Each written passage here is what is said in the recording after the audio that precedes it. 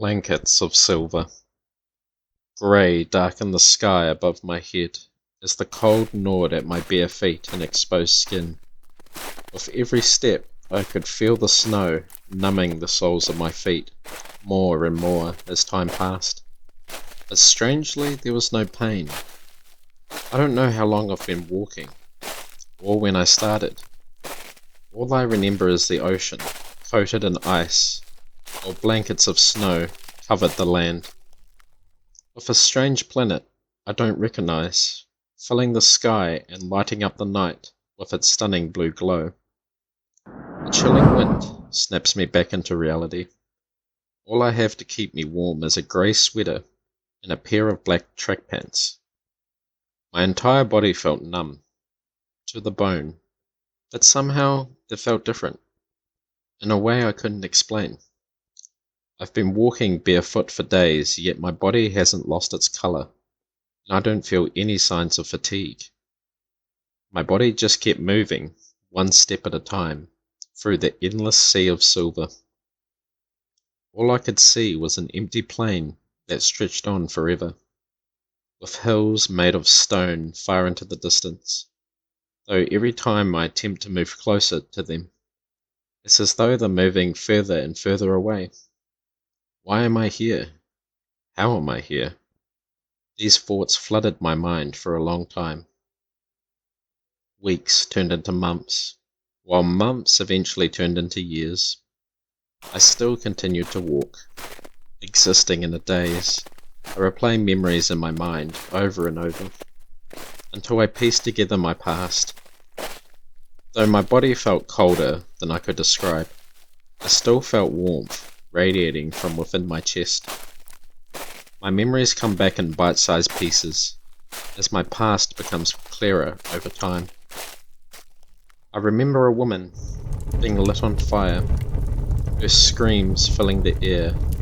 Men in grey military uniforms watch in silence, while then turning their attention to me. As my body had been engulfed in flames, in my soul I felt nothing but rage towards them, swearing to myself I would never have rest till I take my revenge. Perhaps that warmth in my chest is the rage I have buried deep within myself. From that day, when she was taken from me, I just can't let go. The smell of burning flesh, the fear and anxiety in my chest. I could never forget these things, for it's the only thing that I can remember. I started to understand why the cold felt different, and I accepted that really, I was dead. In the distance, I witnessed a blue planet emerge from behind the mountains, making the snow sparkle a deep blue. It reminded me of the ocean. Memories flood my mind, and I remember what this strange blue planet is. It was known as the Blue Moon, a planet that was making its way towards our own. As it got closer, we saw temperatures drop like never before. After a few weeks, the surface was completely frozen over. Not many survived, and I was all alone. Until I met a woman named Layla, wandering a few months ago across the ocean, covered in ice. We were both alone, so we decided to keep each other company for the time being. Over time we became closer and more comfortable with each other. We were huddled up in a cave nearby the frozen sea, along the coast trying to keep warm, when suddenly a group of men, wearing scarlet red robes, stormed in. Before we had a chance to question them, one of the men is handed a bucket, who then coats Layla in its contents. The smell of fuel filled my nose, making me feel nauseous. My sleeve felt heavier as the fuel soaked into my clothing. After lighting a match, the robed man flicks it towards Layla, setting her ablaze. Shock and horror paralyzed me as the flames spread across my arms, my body slowly being cloaked in heat. The shock of everything numbed the pain as I sat there in silence. In the distance I hear gunfire. The robed men panicked, fearing their sacrifice to the sun wasn't enough.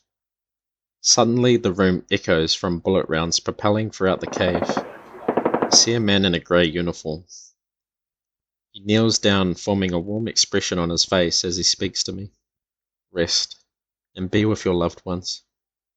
I suddenly realize the people I hated weren't really to blame, but the religious group in robes, purging humanity's sin through flame to bring warmth back to the planet.